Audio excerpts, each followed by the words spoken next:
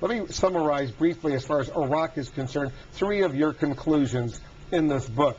The war in Iraq caused calamitous damage to America's global standing. It's a geopolitical disaster, and it's increased the terrorist threat to the United States. Are those 3 of your main summaries? Yes.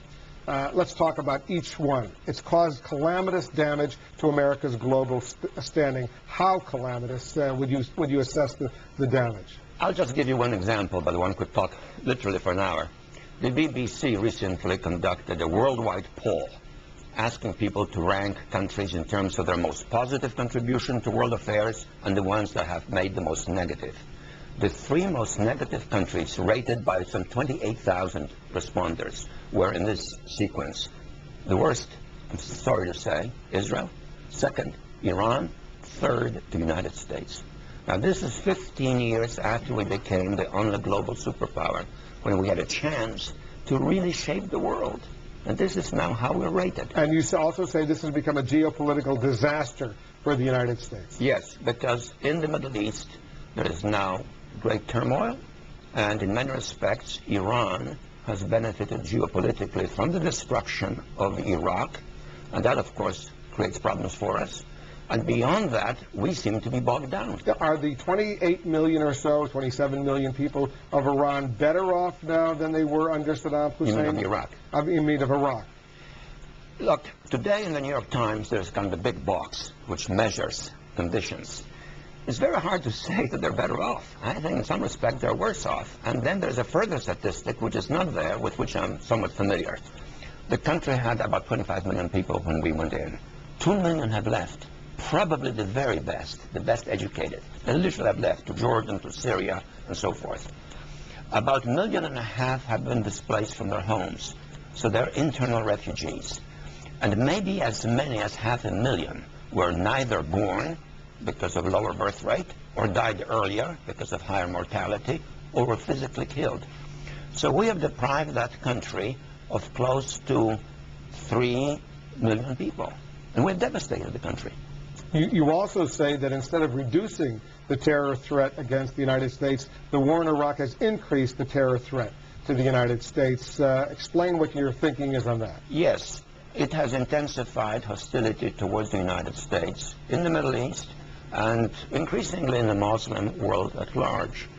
We have contributed to that not only by what we have been doing in Iraq, but we have contributed to it also by a kind of Islamophobic language which identifies almost all Muslims as enemies.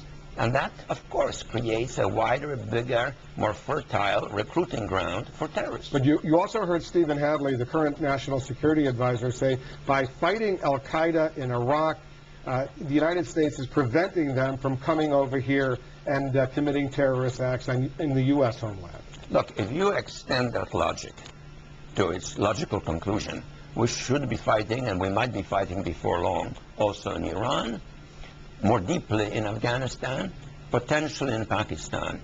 What the administration fails to understand, and it's a fundamental historic error, is that we cannot be acting like an imperial power in the post-imperial age, like a colonial power in the post-colonial age. The only way to eradicate terrorism is to have the support and consensus of all of the moderates in the countries that potentially breed terrorists, and not trying to do it by ourselves with means which increasingly alienate people.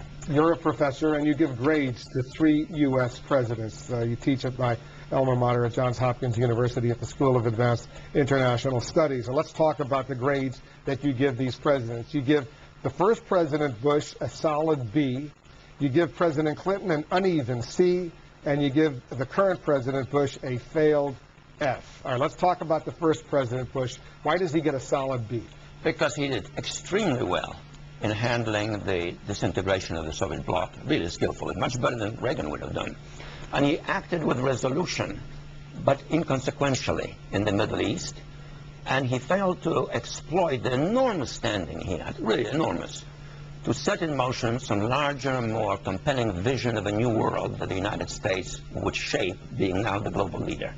He did presumably well, at least you say, in dealing with Saddam Hussein's invasion of Kuwait. But didn't follow up on it. and didn't follow up on the possibility. But here's what I don't understand. You say he didn't follow up. You criticize the current President Bush for going in and getting rid of Saddam Hussein, but you're saying that the first President Bush should have gotten rid of Saddam Hussein? No, I'm then? saying he could have exploited it by being politically more persistent and more insightful to overthrow Saddam from within. I think the army, the Baathists, might have overthrown Saddam in those circumstances, especially if we were prepared to push on against the Iraqi armed forces. But even more significant failure was the failure to exploit the remarkable standing he had, including participation of Arab countries in the war, to push for peace between the Israelis and the Palestinians. That was the moment to make a really basic push. All right, now what about Bill Clinton? You give him an uneven C, even though for 8 years of his presidency, the country was basically at peace. Yes, it was basically at peace, it was prosperous. But I also say that he was full of good intentions, but rather self-indulgent. And I don't mean anything necessarily personal about him, or only in part.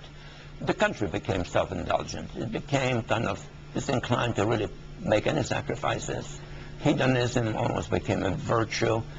We weren't prepared to undertake the kind of self-restraint, self-denial that is necessary in this modern world to provide leadership, able to address the problems of poverty, of social injustice, not to mention ecology.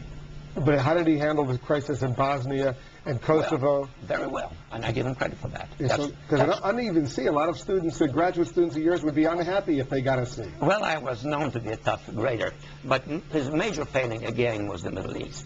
Instead of exploiting the special standing of the United States as a mediator, he essentially kind of embraced Israel in a way in which, while giving more support to Israel, he diminished his ability to mediate between the Israelis and the Palestinians and create peace, which Israel, more than anybody else, needs badly. And hence he let 8 years kind of slip out of self-indulgence. You give an F, a failed F, to the current president. Yes. That is a total failure. I'm sorry to say this is terrible. I think what this president has done to America's position in the world is unconscionable and will take years to undo after 2008. Provided we don't plunge into some terrible expanded conflict before he leaves office. And what concerns me the most about Iraq is now that it is no longer a war of national interest. It's a war of presidential hubris, and it has the potential for expanding into Iran. Even in these final 2 years of his presidency? That's, I think, the biggest danger that we face right now. The book is entitled Second Chance, 3 Presidents and the Crisis of American Superpower. Zbigniew Brzezinski is the author. Thanks for coming in, Dr. Brzezinski. Well, as always. Thank you.